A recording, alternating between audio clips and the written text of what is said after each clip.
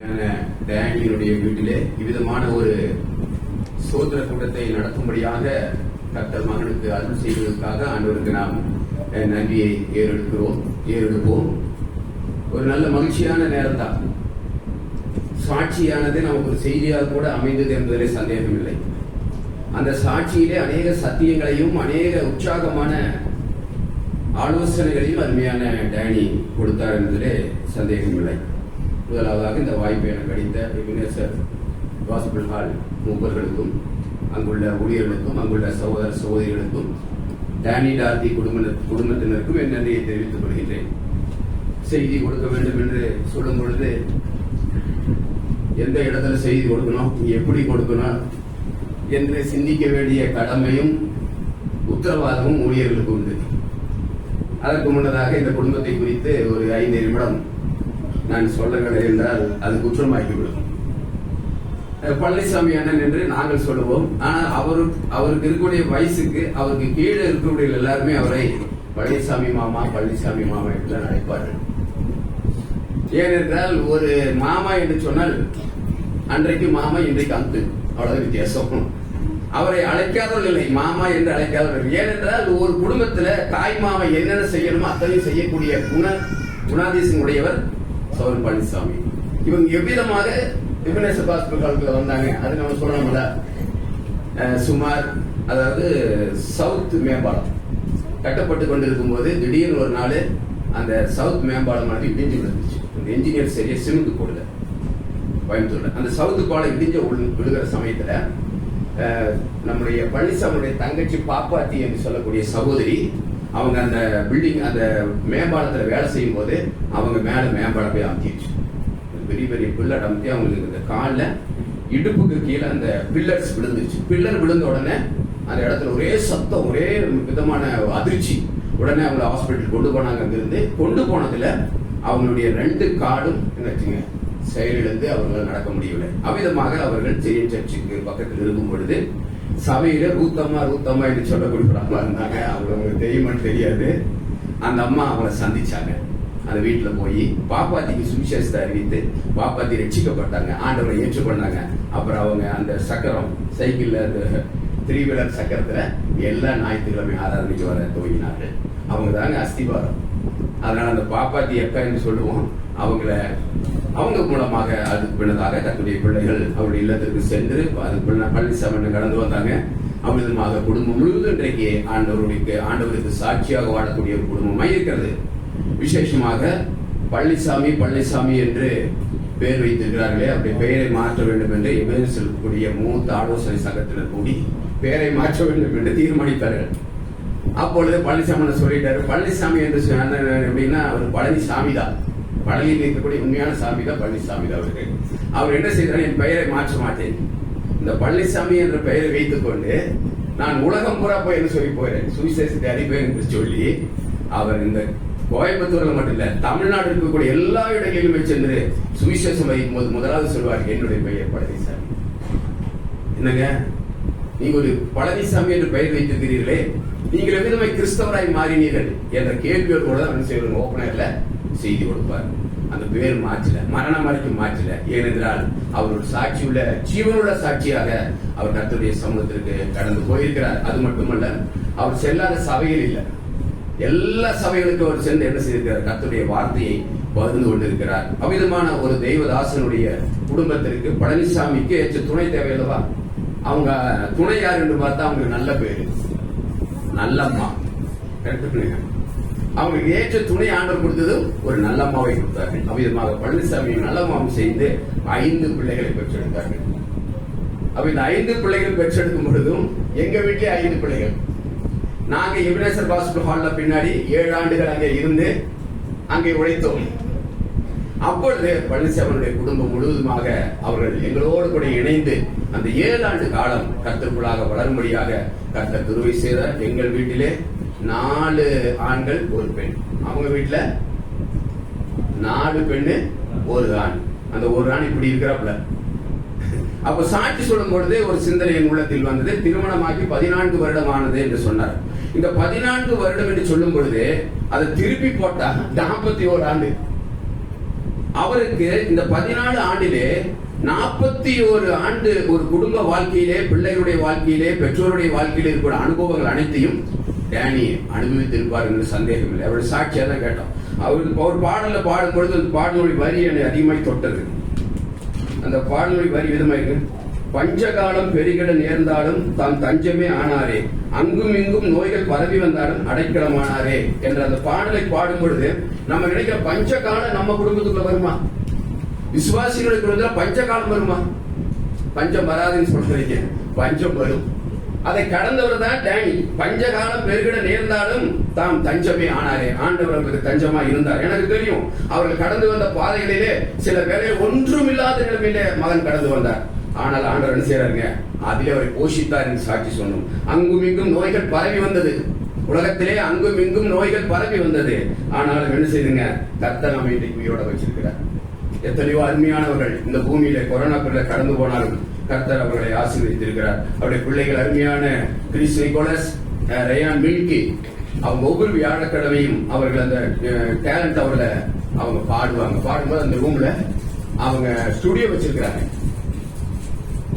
எனக்கு அதிசயம், ஒரு கீபோர்டு போடுறான், ஒரு பேட் போடுறான், ஒருத்தன் டிஸ்கோ லைட் செட் பண்ணி எனக்கு வீடியோ எடுத்து அனுப்புனாங்க. கர்த்தர் ஆசீர்வதிப்பார். கர்த்தருக்கு என்று இவ்விதமான பிள்ளைகளை பெற்றெடுத்ததற்காக அருமையான டேனியலுக்காகவும் டார்த்திக்காகவும் கர்த்தருக்கு நன்றி செலுத்துவோம். இவ்விதமான நிலைமையை முன்னேறி வந்த குடும்பம். இன்னும் அவரை குறித்து சொல்ல நேரம் இல்லை, சமயம் இல்லை. கர்த்தர் சித்தமானது ஒரு முறை சொல்ல குடும்ப கூட்டத்திலே செய்தி கொடுக்க வேண்டும் அறிவிக்கும் போது, குடும்பம் என்று சொல்லும் பொழுது ஒரு குடும்பத்துல செய்தி கொடுத்து வரும்பொழுது ஒரு குடும்பத்துல யாரெல்லாம் இருக்கிறாங்க முதல் பண்ணணும். அப்பா இருக்கிறாரு, அம்மா இருக்கிறாங்க, பிள்ளைகள் இருக்கிறாங்க, அவ்வளவுதான். சில வீடுகள் என்ன இருப்பாங்க, தாத்தா பாட்டி, மாமனார் மாமியார், நாத்தனார் என்று விதமாக சொல்லி பெரிய குடும்பம் எல்லாம் இருக்கிறது. ஆனால் குடும்பம் என்று சொல்லும் பொழுது அந்த குடும்பத்திலே தாயும் தகப்பனும் பிள்ளைகள் இவர்கள் மூன்றும் இணைந்தால் தான் ஒரு குடும்பமாகும். அவ்விதமான நிலைமையிலே அந்த குடும்பம் வெற்றியுள்ள குடும்பமாய் வாழ வேண்டும் என்றால் அங்கே ஆண்டவருடைய சித்தம் அந்த குடும்பத்திலே நிறைவேற்றக்கூடியவர்களாக இருக்க வேண்டும். அதற்கு ஏற்றவனமாக லூக்கா எழுதின சுவிசேஷத்திற்கு கடந்து வருவோம். லூக்கா எழுதின சுவிசேஷம் 1ஆம் அதிகாரத்திலே இரண்டு முக்கிய குடும்பங்களை அங்கே பார்க்க முடியும். வேதாகமத்திலே லூக்கா எழுதின சுவிசேஷம் 1ஆம் அதிகாரத்திலே பார்க்கும் பொழுது அங்கே மிக முக்கியமான 2 குடும்பங்களை குறித்து ஆண்டவர் அங்கே சொல்லுங்க. முதலாவது குடும்பம் சகரியா எலிசபெத் குடும்பம்.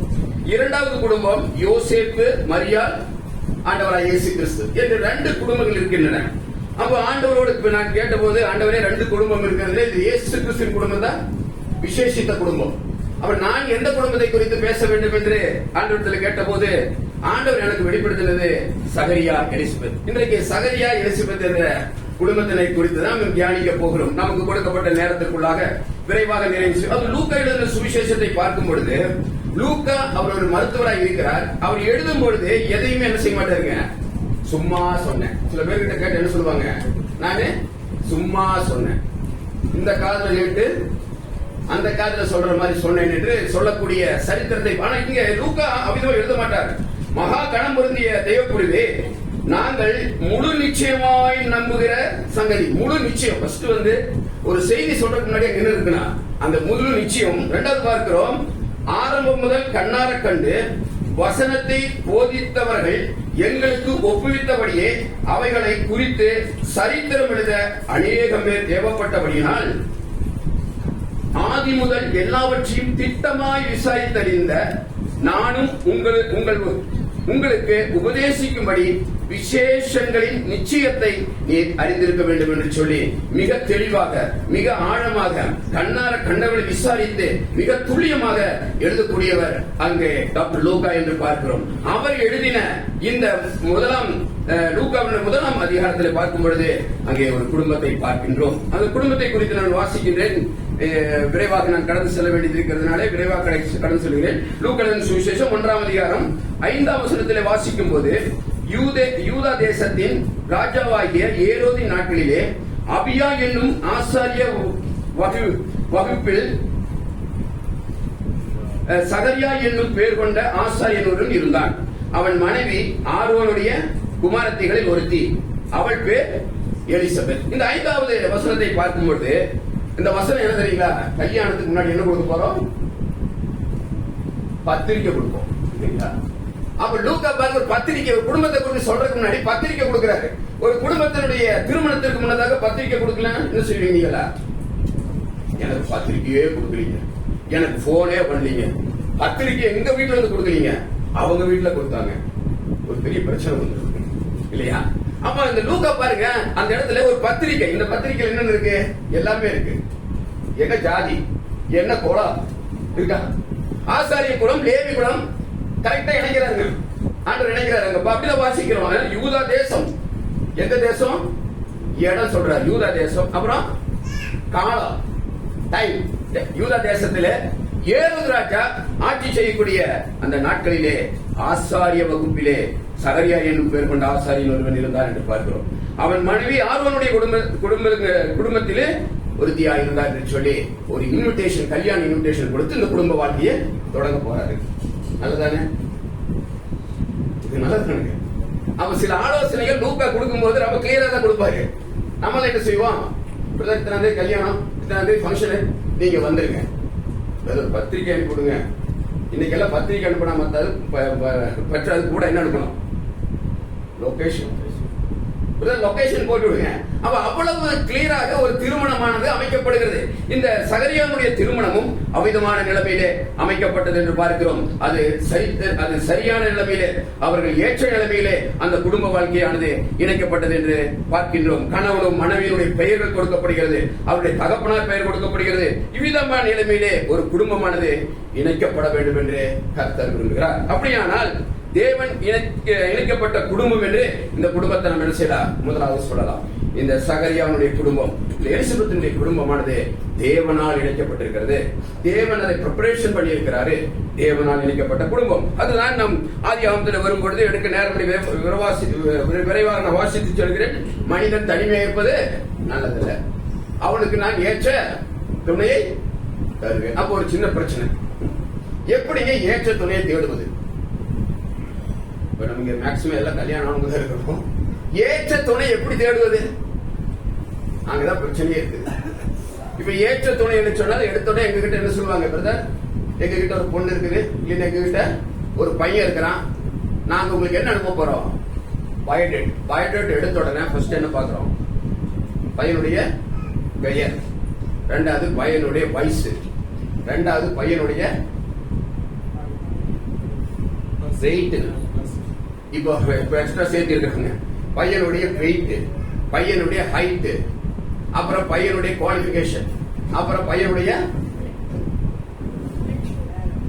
என்ன, யாருமே கல்யாணம், அப்புறம் ரெண்டாவது என்னமா ஜாப், என்ன ஜாப், இப்படி லைனாக பாக்குறாங்க. அப்புறம் கடைசியில கொஞ்சம் இப்ப கூட கொஞ்சம் என்ன செய்யறாங்க, என்ன நேஷனாலிட்டி என்ன, அப்புறம் சில பத்திரிகை சில இதுல வந்து காஸ்ட் கூட போட ஆரம்பிச்சிட்டாங்க. இப்போ நம்ம இதுல காஸ்ட் வந்து அதுக்கு லெட்டர்ஸ் எல்லாம் இருக்கு, ஏபிசிடி அப்படி போட்டு அனுப்புறாங்க. கடைசி எல்லாம் போட்டு அப்புறம் கடைசியில் என்ன செய்வாரு, அவங்க எப்ப ஞானஸ்தானம் எடுத்தாலும் போடுவாங்க, ரட்சிப்பு போட மாட்டாங்க. ஏன்னா நம்ம பிரதமர் சபையில ஞானஸ்தானம் எடுத்தா தான், ஞானஸ்தானம் சர்டிபிகேட் கொடுத்தா தான் என்ன செய்வார், ரிஜிஸ்ட்ரேஷன் பண்ணுவாங்க. அப்ப ரட்சிப்பை குறித்து பார்க்க மாட்டாங்க. என்ன கொடுப்பாங்க என்றால், அவன் எப்ப பேப்டிஷன் எடுத்தான்னு போட்டு பேப்டிஷன் ரேட்டு போட்டு எல்லாம் போட்டு கொடுத்துருவாங்க. இதுதான் என்ன செய்யுது இன்றைக்கு பயோடேட். ஆனா தேவனால் கொடுக்கப்பட்ட பயோடேட் இருக்கா? அப்புறம் கடைசியில என்ன பண்ணுவாங்க, அவன் எந்த சபை, இதெல்லாம் லாஸ்ட்ல தான் வரும். அப்ப ஒரு முறை என்னாச்சு, ஒரு பொண்ணு மாப்பிள்ளைக்கு பொண்ணு மாப்பிள்ளை பார்க்க போனோம். பொண்ணு மாப்பிள்ளையில பார்த்து பொண்ணுக்கு மாப்பிள்ளைக்கெல்லாம் இஷ்டமாயிடுச்சு. அப்ப இந்த மாப்பிள்ளை கொஞ்சம் தீவிர விசுவாசி, வேதாகம என்ன சொல்றது, வேதாகம ஞானி. அப்ப சரி பொண்ணு மாப்பிள்ளைய பேச விடுங்கன்னு சொல்லிட்டு ரூம்ல ஒண்ணு போய் பொண்ணு மாப்பிள்ளைய பேச வச்சாங்க. இப்ப பேச வைக்கும் பொழுது அவங்க சொன்னாங்க, பேசிட்டு இருந்தாங்க. கடைசியில அந்த பையன் சொன்னாமா, நீ என்ன படிச்சுக்க, எம்ஃபில் டாக்டரேட் வாங்கியிருக்கிற, பரவாயில்ல, நீ நல்ல படிப்பு இருக்கு, நல்லா இருக்குது, சம்பளம் எவ்வளவு, 1.1 அப்படின்னு சொன்னாங்க. அப்போ 1,10,000 ரூபாய், 1.1 ஐடி கரெக்டா சொல்றாங்க. இப்படி எல்லாம் பேசி முடிஞ்சது. அப்ப அந்த பையன் சொன்னா, ரொம்ப சந்தோஷமா ரட்சிக்கப்பட்டிருக்கிறேன், ஞானஸ்தானம் எடுத்துக்கிறேன், சபையில நல்ல பாட்டு பாட, மைக்கில நல்ல பாட, டோனு சூப்பர் டோனு, ஒரு 10 வசனம் சொல்லுங்க, 10 மனப்பாட வசனம் சொல்லுன்னு சொன்ன போது அந்த பிள்ளைனால செய்ய முடியல. 10 வசனம் சொல்ல முடியல. ஒருவேளை நான் சொல்றது உங்களுக்கு ஒரு அதிசயமா இருக்கலாம். 10 மனப்பாட வசனத்தை அந்த பிள்ளைங்க சொல்ல முடியல. இவன் பைபிளை பூரா கரைச்சு குடிச்சிட்டு போயிருக்க. இவன் ஒரு இப்படி இருந்தா அவனுக்கு பொண்ணே கிடைக்காது நம்ம இதுல. அது வேற விஷயம். அப்ப ஒரு 10 வசனம் கூட அந்த பிள்ளைனால சொல்ல முடியல. இப்படிதான் நீங்க நினைக்கிறது இணைப்பு.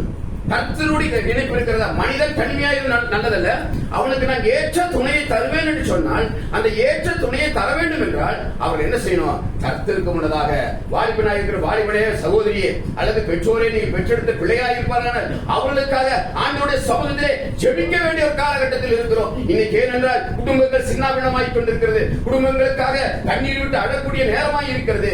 அதனாலே ஏற்ற துணையை தேட வேண்டியது மிக முக்கியமாக இருக்கிறது. ஆண்டவர் பார்க்கிறார். இதோ ஆதாமுக்கு முன்பதாக எல்லாவற்றையும் கொண்டு வந்து நிறுத்துகிறார். அங்கே நடப்பன ஊர்வன அங்கே எல்லாவற்றையும் கொண்டு ஆண்டவர் காண்பிக்கிறார். வானத்தை பூமியும் காண்பித்திருக்கிறார். எல்லா விதமான இயற்கை கர்த்தர் காண்பித்து கடைசியில் ஆண்டவர் பார்க்கிறார். ஓ, மனிதன் தனிமையாக இருக்கிறானே, இவனுக்கு ஏற்ற துணை இன்னும் இல்லையே, எவ்விதமாக ஏற்ற துணையை தர வேண்டும் என்று சொல்லி கர்த்தர் ஆதாமுக்கு ஒரு ஏற்ற துணையை கொடுத்தார். அருமையான சகோதரியே, இன்றைக்கு நான் பல இடங்களிலே பார்க்கும் பொழுது மனிதன் ஏற்ற துணையோடு வாழ்வதில்லை. இன்றைக்கு ஏற்ற துணையை தேடுவதில்லை. தேவனிடத்திலிருந்து எனக்கு ஒரு ஏற்ற துணையை தாரும் ஆண்டவரே, ஆண்டவருடைய வாழ்க்கையை ஆசீர்வதிக்கும்படியாக உங்களுடைய நியாய பிரமாணங்களை கற்றுக்கொண்டு உமக்காக வாழும்படியாக எனக்கு ஒரு ஏற்ற துணையை தாய் என்று சொல்லி கேட்கிற குடும்பங்கள் இன்றைக்கு குறைவாய் இருக்கிறது. இன்றைக்கு நாங்கள் கண்ணார கண்டு துக்கத்தோடு கண்ணீரோடு சொல்லக்கூடிய காரியமாய் இருக்கிறது. இன்றைக்கு அநேக திருமணங்கள் ஏற்ற துணையோடு இணைக்கப்படவில்லை என்று பார்க்கிறோம். ஆனால் ஆண்டவர் என்ன செய்கிறார்? ஒரு நல்ல துணையை ஆண்டவர் தரும்படியாக அங்கே ஏவாளை உண்டாக்குகிறார் என்று பார்க்கிறார். அருமையான சகோதரனே, நீ என்றைக்கு இந்த பூமியிலே மனித அவதாரம் எடுத்தாயோ, அல்லது எந்த நாளிலே உன்னுடைய தாயின் கர்ப்பத்தில் நீ பிறந்தாயோ, அல்லது எந்த நாளிலே ஆண்டவர் உன்னை பெயர்ச்சொல்லி அழைத்தாரோ, அன்றைக்கு உன்னுடைய விழா எலும்பிலே உன்னுடைய மனைவி ஆண்டவர் வைத்திருக்கிறார். இது சத்தியம் அல்லவா? ஆண்டவர் வைத்திருக்கிறார். அந்த விழா எலும்பு என்ன என்பதை கண்டுபிடி. இவருடைய வாழ்க்கையில பார்க்கும் பொழுது அங்கே எலிசபெத்தும் அங்கே சகரியாவும் தேவனால் இணைக்கப்பட்ட ஒரு குடும்பமாக இருந்தது என்று பார்க்கிறோம். அப்ப நம்முடைய வாழ்க்கையில ஆண்டவர் சொல்லுகிறார், மிக ஆதியாகமத்துல போகும்போது சொல்லுகிறார், ஆண்டவர்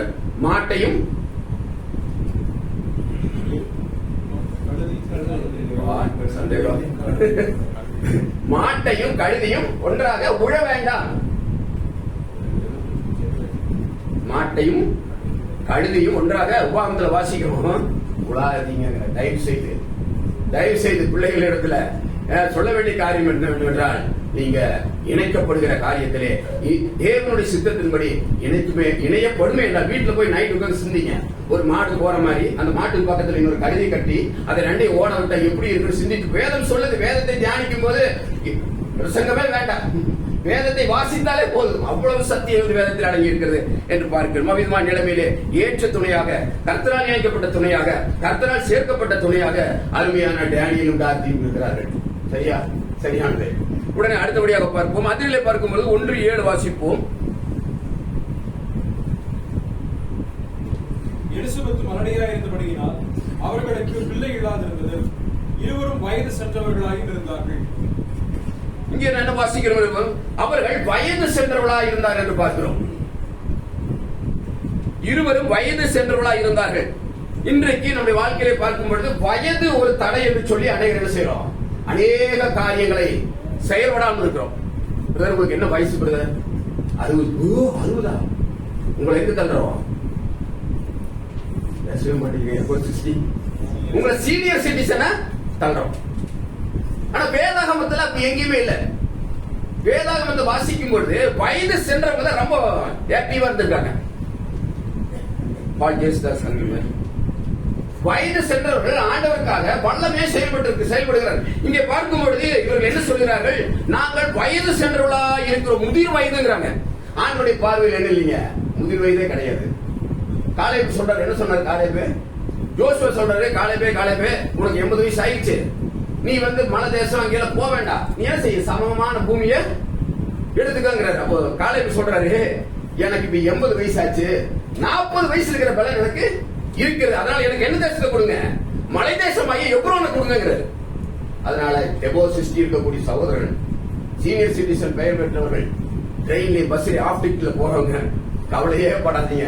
ஆண்டவருடைய பார்வையில் வேணுங்க விசேஷம். முதிர் வயது உள்ளவர்களாக இருந்தார்கள். ஆனால் முதிர் வயதில் உள்ளவர்களாக இருந்த போதிலும் அவருக்கு கொடுக்கப்பட்ட ஊழியத்தை அவங்க என்ன செய்யறாங்க? சரியாக செய்வார்கள்.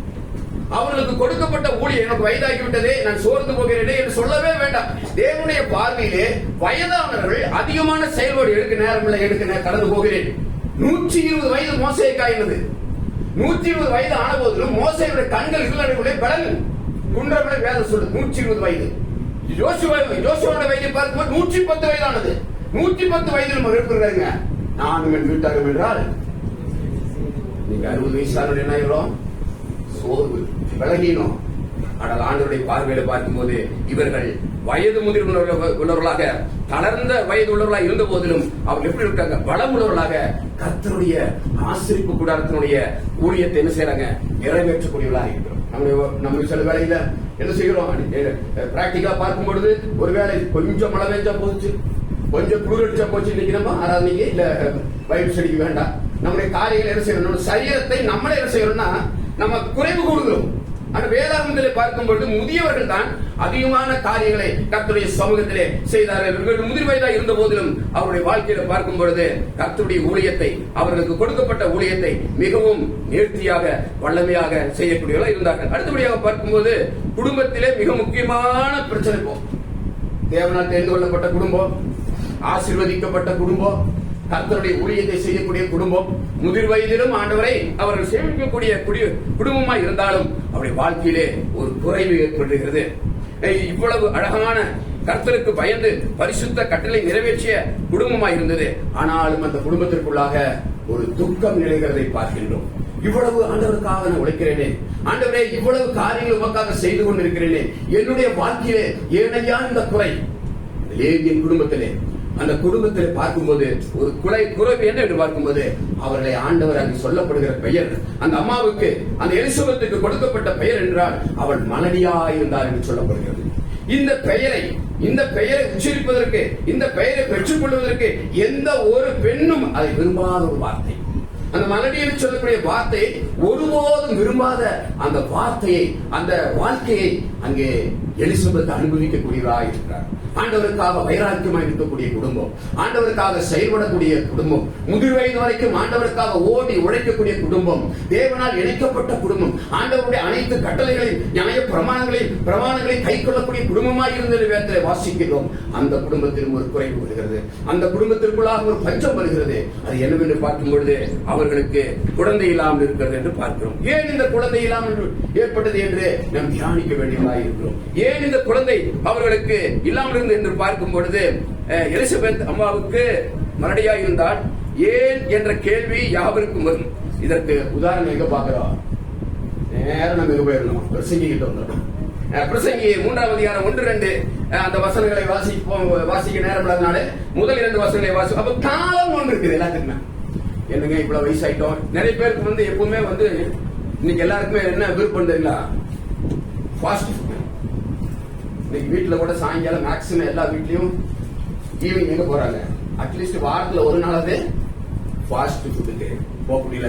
அதாவது எப்ப நம்ம ஜெபிக்கிறோமோ அந்த ஜெபத்திற்கு உடனே பதில் கிடைக்க வேண்டும் என்று விரும்பக்கூடிய ஒரு நிலைமை நம்முடைய வாழ்க்கையில் இருக்கிறது. ஆனா இங்க பார்க்கும் பொழுது வயது முதிர்ந்து தளர்ந்து போகக்கூடிய நேரம் இருந்த போதிலும் அவருடைய வாழ்க்கையில ஒரு குறைவு வந்தது. அந்த குறைவை ஆண்டவர் என்ன செய்யறாரு? நிறைவேற்றவில்லை. ஏன் நிறைவேற்றவில்லை என்று பார்க்கும் பொழுது பிரசங்கி 1ஆம் அதிகாரம் 3ஆம் அதிகாரம் ஒவ்வொன்றிற்கும் ஒவ்வொரு காலம் உண்டு. வானத்தின் கீழே இருக்கிற ஒவ்வொரு காரியத்துக்கும் ஒவ்வொரு சமயம் உண்டு. பிறக்க ஒரு காலம் உண்டு, இறக்க ஒரு காலம் உண்டு, நட ஒரு காலம் உண்டு, நட்டதை பிடுங்க ஒரு காலம் உண்டு. ஓகே, அந்த 3ஆம் அதிகாரத்தில் தொடர்ச்சியை வாசிக்கும் போது நாம் வாசிக்கிறோம் எல்லாவற்றுக்கும் தேவன் என்ன செய்யறாங்க? ஒரு காலத்தை கொடுத்திருக்கிறார் என்று.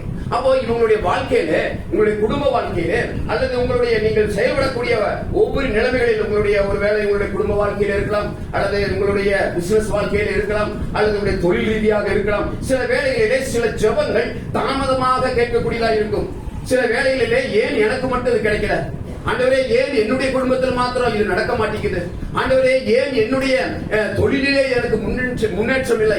ஆண்டவரே ஏன் என்னுடைய காரியங்கள் எல்லாம் தாமதமாய் கொண்டிருக்கிறது என்று ஒரு வேளை சிந்தித்து வேதனைப்பட்டு துக்கப்படக்கூடிய நேரமாய் இருக்கலாம். என் பிள்ளைகளுக்கு இன்னும் திருமணம் ஆகவில்லையே, அல்லது என் பிள்ளைக்கு இன்னும் இந்த அளவுக்கு படிக்க முடியவில்லையே, என்னுடைய வாழ்க்கையிலே இன்னும் இந்த குறைவுகள் இருந்து கொண்டே இருக்கிறது.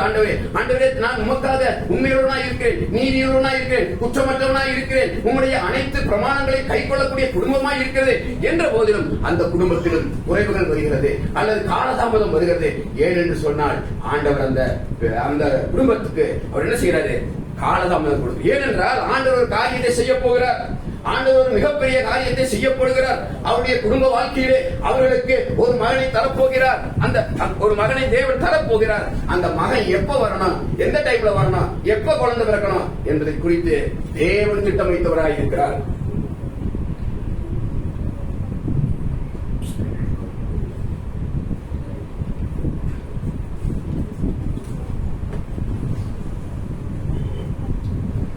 ஆண்டவர் என்ன செய்யறாருங்க?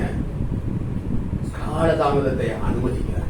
ஏனென்று காலதாமதத்தை அவர் அனுமதிக்கிறார் என்று பார்க்கும் பொழுது பிரசங்கியின் புத்தகம் 3ஆம் அதிகாரத்துல 11ஆம் வசனத்தை வாசிக்கும் போது அவர் சகலத்தையும் அதன் காலத்தில்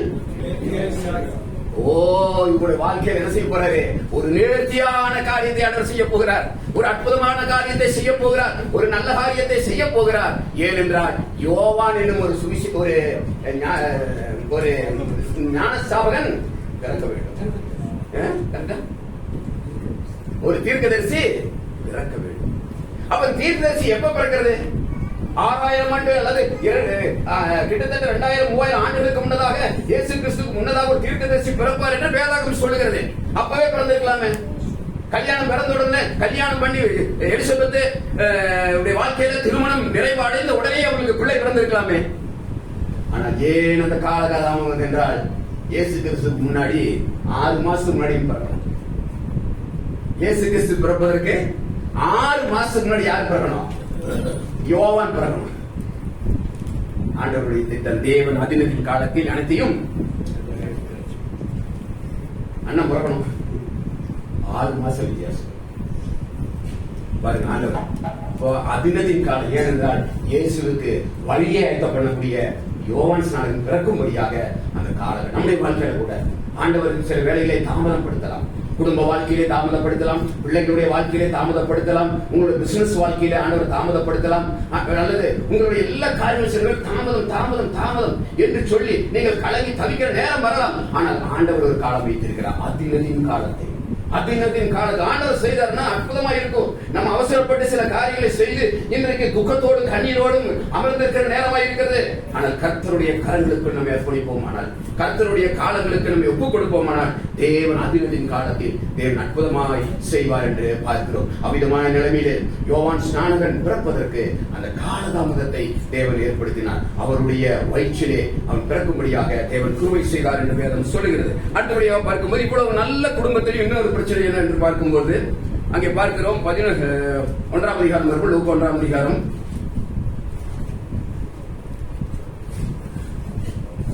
1ஆம் அதிகாரத்தினுடைய 11ஆம் வசனத்தை வாசிப்போம். அப்பொழுது கர்த்தருடைய தூதன் ஒருவன் தூபபீடத்தின் வலது பக்கத்திலே நின்று அவனுக்கு தரிசனமானான். ஓகே, 11 வாசித்து விட்டோம் அல்லவா? அடுத்தபடியாக 13ஆம் வசனத்தை வாசிங்க. 13. தூதன் அவனை நோக்கி, சகரியாவே பயப்படாதே, உன் வேண்டுதல் கேட்கப்பட்டது. உன் மனைவியாகிய எலிசபெத்து உனக்கு ஒரு குமாரனை பெறுவாள். அவனுக்கு யோவான் என்று பெயரிடுவாயாக. ஓகே, 18ஆம் வசனம். அப்பொழுது சகரியா தேவதூதனை நோக்கி, இதை நான் எதினால் அறிவேன்? நான் கிழவனாய் இருக்கிறேன், என் மனைவியும் வயது சென்றவளாய் இருக்கிறாளே என்றான். ஓகே, அடுத்தபடியாக பார்க்கும்போது 13 வாசித்த தூதன் அவனை நோக்கி, சகரியாவே பயப்படாதே, உன் வேண்டுதல் கேட்கப்பட்டது. அப்போ இந்த சகரியாவும் அவருடைய மனைவியும் என்ன செய்யறாங்க? வேண்டுதல் பண்ணிட்டு இருக்காங்க. எதுக்காக வேண்டுதல் பண்றாங்க? எங்களுக்கு ஒரு குழந்தை வேணும். பிரேயர் இருக்குது. ஆண்டவரே எனக்கு ஒரு நல்ல வேலை கிடைக்கணும், ஆண்டவரே நல்ல துணை வேணும், ஆண்டவரே நல்ல வீடு வேணும், ஆண்டவரே எனக்கும் நல்ல திறமைகள் எல்லாம் தாங்க, தாளங்களை தாங்க எல்லாம் சொல்லி நம்ம என்ன செய்யறோம்? அநேக முறை நம்ம விண்ணப்பம் செய்கிறோம், ஜெபிக்கிறோம். ஜெபம் இருக்கு. ஆனா தேவதூதர் வந்து சொல்றாரு, உனக்கு என்ன கிடைக்க போகுது? பிள்ளை பிறகு என்றார். அப்ப இவர் சொல்றாரு, எனக்கு பிள்ளை பிறக்குமா? இன்னைக்கு அப்படித்தான், எனக்கு இது கிடைக்குமா? என்னுடைய ஜெபம் கேட்கப்படுமா? அப்ப இந்த ஜெபத்துல என்ன? ஜெபத்தோடு கூட என்ன இருக்குங்க? அவிசுவாச ஜெபம். இந்த ஜெபத்துக்கு பெயர் என்ன கொடுக்கலாம்? அவிசுவாச ஜெபம். நிறைய ஜெபம், ஜெபத்தை குறிச்சுதான் இன்னைக்கு காலை இவ்வளவு நேரம் கேட்கிறோம். அப்ப இந்த அவிசுவாச ஜெபம் வந்தாச்சு. அப்ப சொல்றாரு, நான் வயது சென்றுட்டேன், என் மனைவி வயசா இருக்கிறா, அவ்வளவு வயசாச்சு, இனி எங்களுக்கு என்ன பிறக்காது? குழந்தை பிறக்காது. இதுதான் பைபிள் ஆரம்பத்திலிருந்தே இருக்கு, இந்த அவிசுவாசம். அப்பொழுது அங்கே பார்க்கின்றோம், ஆண்டவர் சொல்றாரு, என்னப்பா நான் வந்து அது தூப பீடத்தினுடைய வலது பக்கத்துல வந்து தேவதூதன் என்று சொல்றாரு. இவ்வளவு நாள் ஊழியம் செய்து இவ்வளவு நாள் ஆண்டவருக்காக நிலைகின்றோம், விசுவாசம் இல்லாத ஒரு ஊழியப்பா, விசுவாசம் இல்லாத ஊழியன், விசுவாசம் இல்லாத ஜெபம், விசுவாசம் இல்லாத செயல்பாடு. ஆண்டவர் சொல்றாரு, என்ன சொல்றாரு? சகரியாவே, உன் வேண்டுதல் கேட்கப்பட்டது, உன் விண்ணப்பம் கேட்கப்பட்டது, நீ ஒரு மகனை பெற போகிறாய். அப்பொழுது சகரியா தேவதூதனை நோக்கி, இதை நான் எதனால் அறிவேன்? நான் கிழவன். ஐயோ, இப்படி சொல்றாரு. அதாவது நான் வயதானவன் சொல்லல, நான் வந்து சீனியர் சிட்டிசன் சொல்லல. அவர் தன்னைத்தான் என்ன சொல்கிறார்? கிழவன் என்று சொல்லுகிறார். ஒரு கிழவன் என்று சொல்லும் பொழுது அவன் கம்ப்ளீட் பினிஷ்ட் அவன் லைஃப். இனி அவன் லைஃப்ல கிழவனுக்கு எதுவுமே கிடையாது. கையில் ஒரு குச்சி கொடுத்து கொண்டு சேர்ல உட்கார வைக்க வேண்டியதான் கிழவன். அதுதான் மிக ஆழமாக சத்தியம் சொல்லப்பட்டிருக்கு. அப்படி கிழவனாய் இருக்கிற எனக்கு பிள்ளை பிறக்குமா? ஒருபோது பிறக்காதையா என்று சொல்லி என் மனைவி அவளும் கிளம்பிட்டா. இனி இந்த டாபிக் பேசாதீங்க, நீங்க போங்க என்று சகரியா சொல்றாரு. அப்பதான் தேவதூதன் சொல்றாரு, நான் வந்த சாதாரண ஆள் இல்லப்பா. தேவதூதன் அவர்களுக்கு பிரயோஜனமாக, நான் யார் தெரியுமா? நான் யார் தெரியுமா? இந்த செய்தியை கொண்டு வந்திருக்கக்கூடியவன் யார் என்று தெரியுமா? நான் தேவனுடைய சன்னிதானத்தில் இருக்கிற காபிரியேல் என்று சொல்லக்கூடியவர், உன்னுடனே பேசவும் உனக்கு இந்த நற்செய்தியை அறிவிக்கவும் அனுப்பப்பட்டேன் என்று சொல்ற. சில வேளைகளில் இதே நிகழ்ச்சி நம்முடைய வாழ்க்கையில் ஆண்டவர் சில பேர் பேசுவார். ஆண்டவர் சில வேளையிலே ஜெபத்திலே பேசுவார். ஒருவேளை ஆண்டவர் செய்தியிலே உங்களோடு பேசிக் கொண்டிருப்பார். ஒருவேளை நீங்கள் தனிமையாக இருக்கும்போது ஆண்டவர் பேசுவார். அந்த வேளையில அந்த பேச்சுக்கு நாம் ஒருவேளை செவி சாய்க்கின்றோமோ? அந்த கேபிரியேல் சொல்லுகிறார், நான் ஆண்டவருடைய சன்னிதானத்தில் இருக்கக்கூடிய தேவதூதனாய் இருக்கிறேன், நான் காபிரியேலாய் இருக்கிறேன், நற்செய்தி அறிவிக்கக்கூடியவனாய் இருக்கிறேன், நற்செய்தி அறிவிக்கும்படியாக கடந்து வந்திருக்கிறேன் சொன்ன போதிலும் அந்த சகரியா அதை ஏற்றுக்கொள்ள முடியவில்லை. ஏற்றுக்கொள்ள முடியவில்லை. அவிசுவாசம் குடும்பத்திலும் வரலாம், அவிசுவாசம் தனிப்பட்ட நிலைமையிலும் வரலாம். அவிசுவாசம் எங்கே வருகிறதோ அங்கே மிகப்பெரிய பிரச்சனை வரும், அதற்கு பின்னதாக துக்கம் வரும், அதற்கு பின்னதாக வேதனை வரும். அங்கே பாருங்கள், அந்த சகரியுடைய வாழ்க்கையிலே அவன் அந்த விசுவாசத்தை ஏற்றுக்கொள்ளாதனாலே அவன் ஊமையாய் விட்டான் என்று பார்க்கிறோம். ஊமையாய் வெளியே வருகிறான். அவன் செய்கிறான். அவனுக்கு என்ன செய்வது தெரியவில்லை, என்ன நடந்தது என்று தெரியவில்லை. அப்பொழுது எல்லாரும் சொல்லுகிறார்கள், அவன் ஒரு தரிசனத்தை கண்டார். ஆமா, தரிசனத்தை கண்டார். நம்முடைய வாழ்க்கையில ஆண்டவர் நம்மோடு பேசக்கூடியவராக இருக்கிறார். ஆண்டவர் ஒவ்வொரு நேரம் நம்மோடு பேசிக் கொண்டிருப்பார். ஒருவேளை வேத வசனத்தின் மூலமா ஆண்டவர் பேசுவார். இரவிலே ஒரு சிந்தனையோடு ஆண்டவர் பேசுவார். உங்களுக்கு ஒருவேளை தேவ தூதரை அனுப்பி உங்களோட ஆண்டவர் பேசுவார். வேத வசனத்தினால் உங்களோடு பேசுவார். நீங்கள் ஜெபிக்கும் போது ஆண்டவர் பேசுவார். உங்களுடைய குறைகளை நிறைவாக்க முடியாது வந்திருக்கிறேன், இதோ தேவ சன்னிதானம் இருக்கிற காபிரியேலுக்கு நான் வந்தும் பக்கத்திலே சொல்கிறேன் என்று சொன்ன போதிலும் சில வேலையை நாம் ஏற்றுக்கொள்ள மாட்டோம். நம்முடைய இருதயத்தை ஆண்டவருக்கு ஒப்புக் கொடுக்க மாட்டோம். நம்முடைய இருதயத்தை எப்பொழுதும் கடினப்படுத்தக்கூடியவர்களாக இருக்கிறோம். பார்வோனை போல 10 முறை அந்த வாதை வந்த போதும் கடினப்படுத்தக்கூடிய ஒரு நிலைமை இருந்தது. அவர் என்னவாய் மாறுகிறான்? ஊமையனாய் மாறினான் என்று பார்க்கிறோம். விசுவாசம் எவ்விதமாய் இருக்கிறது? பேதுரு சிறைச்சாலையிலே இருக்கிறார். சிறைச்சாலைக்குள்ளே பேதுரு இருக்கிறார். கதவுகள் பூட்டப்பட்டிருக்கிறது, இரும்பு சங்கிலியில கட்டப்பட்டிருக்கிறது, இரும்பு கதவுகள் போடப்பட்டிருக்கிறது. மார்க்குடைய வீட்டிலே சபையார் ஜெபித்துக் கொண்டிருக்கிறார்கள்.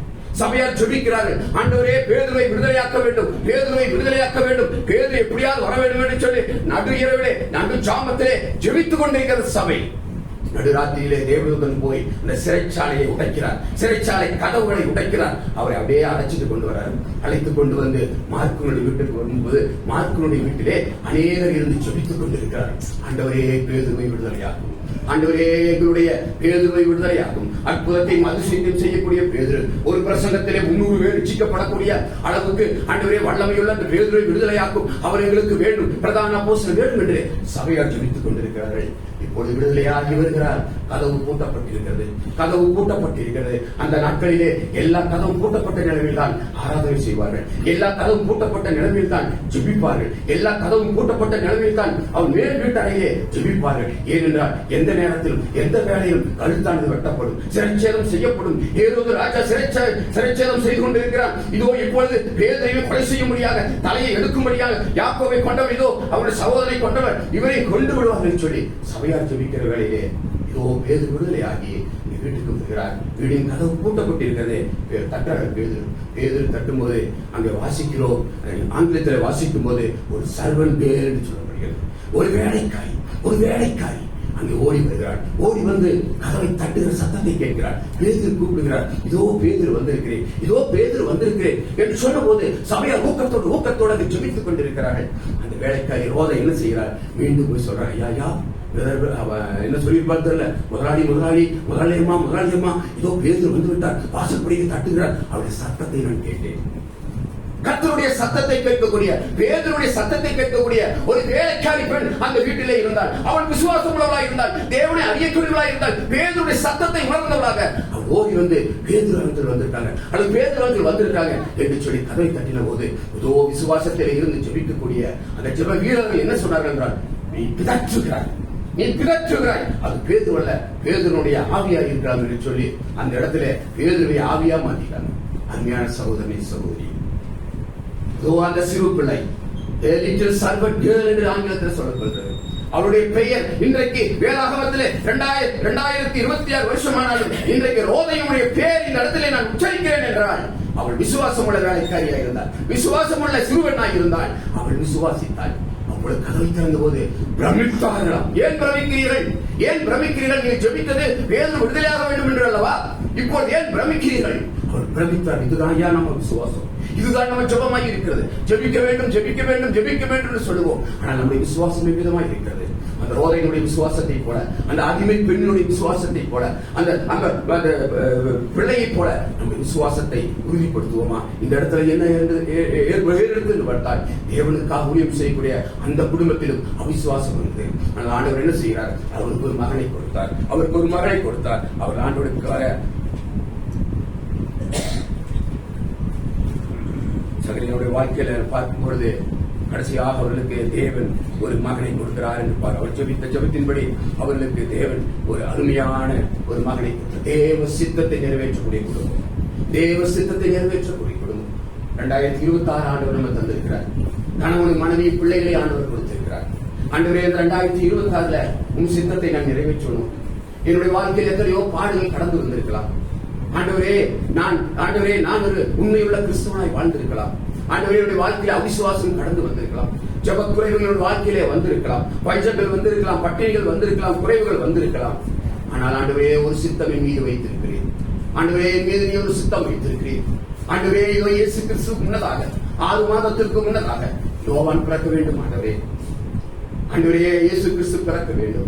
அந்த பாலகன் பிறக்க வேண்டும். அந்த பாலகனுக்கு வழி ஒதுக்கும்படியாக ஆண்டவர் இதோ உன் வயிற்றிலே ஒரு மகனை ஆண்டவர் தரப்போகிறார். உன் காலதாமதம் அது தேவன் நன்மைக்காக செய்ய போகிறார். விசுவாசத்திலே குறைவோடு கூட சில வேலையை ஜெபித்தது உண்டு. அநேக முறை என்னுடைய ஜெபம் அப்படிதமா இருந்திருக்கும். அந்த ஜெபம் எப்படி இருக்கிறது? நம்முடைய விசுவாசத்தோடு இருக்கிறதா? ரோதையை போல விசுவாசம் உள்ளவர்களாய் ஜெபிக்கிறோமா? அவ்விதமாய் ஜெபிப்போமானால் கர்த்தர் அற்புதத்தை செய்வார். ஒருவேளை நான் விசுவாசிக்கவில்லை, சகரியார் விசுவாசிக்கவில்லை, சபையார் விசுவாசிக்கவில்லை, ஆனால் ஜெபத்தை கேட்கிற ஆண்டவர் உண்டு. உன்னுடைய ஜெபம் ஒருவேளை வாயினுடைய ஜெபமாய் இருந்தாலும், அது ஒரு ஆழத்திலிருந்து வரவில்லை என்றாலும், கர்த்தர் ஒரு சித்தம் வைத்திருக்கிறார். அந்த சித்தத்தை பேதுருடைய வாழ்க்கையில் நிறைவேற்றும்படியாக தேவன் அங்கு அழைத்து வந்தார். விடுதலை கொடுத்தார். அதுபோல் சகரியார் வாழ்க்கையில அங்கே அவருடைய வாழ்க்கையில் ஊமையா இருந்தார் என்று பார்க்கிறோம். எத்தனை நாள் ஊமையா இருந்தார்? தரிசனம் பெற்று அந்த யோவான் ஸ்நானகன் பிறந்து அவனுக்கு பெயரிடும் வரைக்கும் யோவான் என்று பெயர் எழுத வாயில சொல்ல முடியல. தன்னுடைய பிள்ளையுடைய பெயரை வாயில சொல்ல முடியல. அதை ஒரு எழுத்து பலகையில எழுதி யோவான் என்று சொன்னார். அந்த குடும்பத்தை கர்த்தர் ஆசீர்வதித்தார். யோவான் பிறந்தார். அதுபோல நம்முடைய வாழ்க்கையிலும் அநேக யோவான்கள் பிறக்கும்படியாக தேவ சித்தத்தை நிறைவேற்றக்கூடிய பிள்ளைகளை உண்டாகும்படியாக கர்த்தர் விரும்புகிறார். யோவான் சுவிசேஷம் யோவானுடைய நிருபத்தில் வாசிக்கும் போது 3ஆம் வசனத்தில் வாசிக்கும் போது, என் பிள்ளைகள் சத்தியத்தில் இருக்க காட்டிலும் வேறு சந்தோஷம் இல்லை. நம்முடைய பிள்ளைகள் சத்தியத்தில் இருக்கிறார்களா?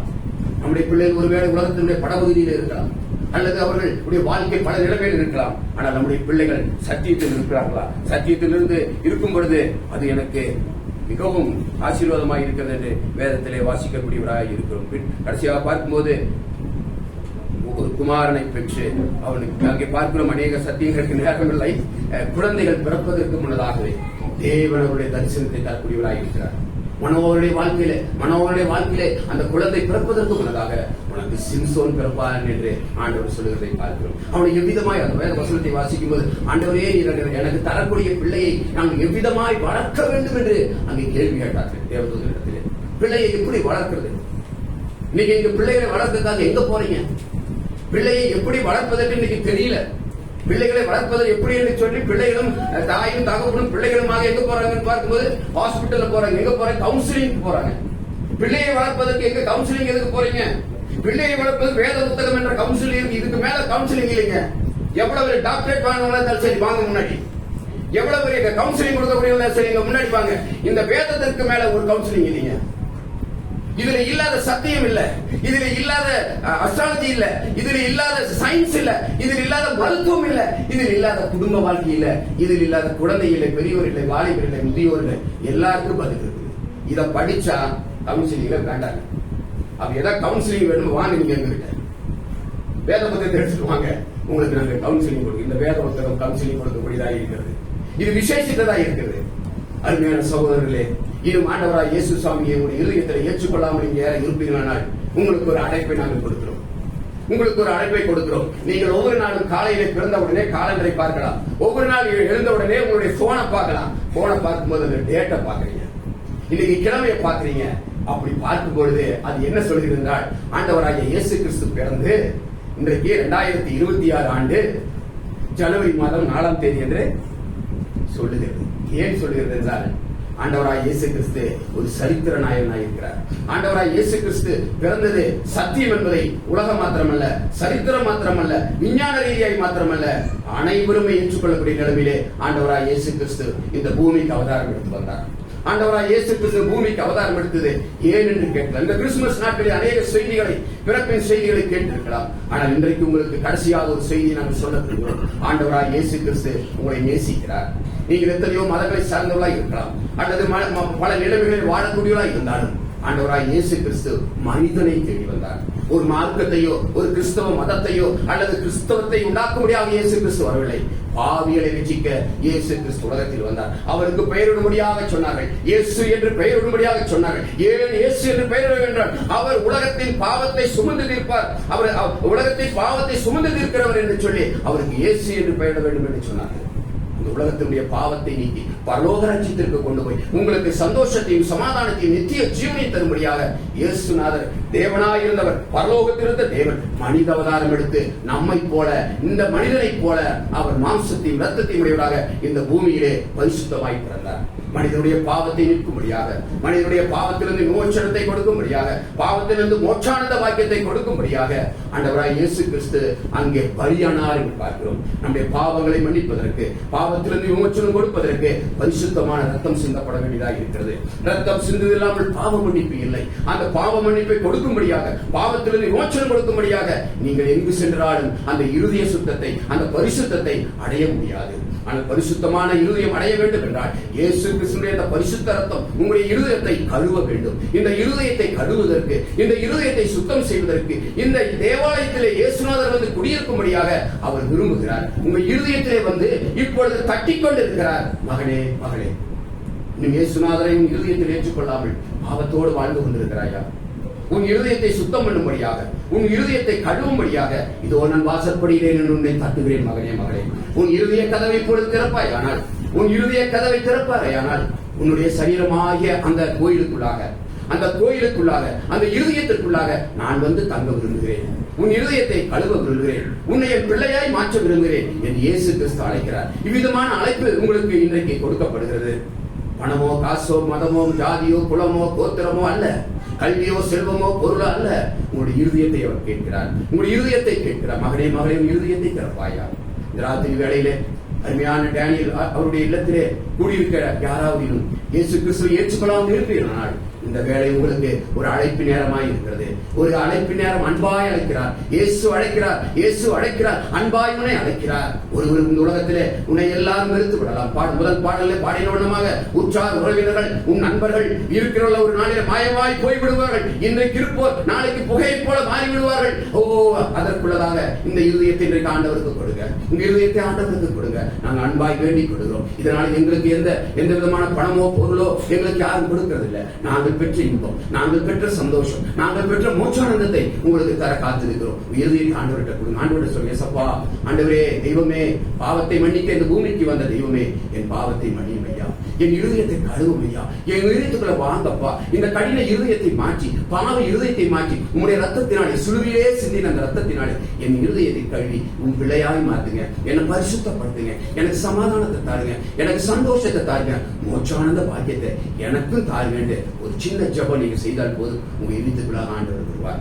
உங்க இருதயத்தை பரிசுத்தப்படுத்துவார். அவர் உங்களை பிள்ளையாய் மாற்றுவார். நீங்கள் அந்த சந்தோஷத்தை, அந்த ரட்சிப்பின் நிச்சயத்தை, இயேசுவின் ரத்தத்தினால் கழுவப்பட்ட அந்த பரிசுத்த வாழ்க்கையை நீங்கள் அனுபவிக்க முடியும், உணர முடியும். பரிசுத்த ஆவியானவர் உங்களோடு பேசிக் கொண்டிருக்கிறார். ஆண்டவர் உங்களோடு பேசிக் கொண்டிருக்கிறார். இந்த நேரத்தை கடத்தி விடாதீர்கள். நாங்கள் அநேக காரியங்களை சொல்லி நாங்கள் கடந்து போய்விடுவோம். ஆனால் மாறாத இயேசு உங்களோடு இருப்பார். உங்களை கைவிடாத இயேசு உங்களோடு இருப்பார். உங்களை நேசிக்கிற இயேசு உங்களோடு கூட இருந்து உங்களை வழி நடத்துவார். அந்த இயேசு கிறிஸ்து ஏற்றும் இன்றும் என்றும் மாறாத தெய்வமாக இருக்கிறார். அவரே உங்களுக்கு கிருபை தருவாராக, உங்களுக்கு ரட்சிப்பு தருவாராக, உங்களுக்கு சந்தோஷத்தை தருவாராக, மோட்ச ஆனந்த பாக்கியத்தை தருவாராக.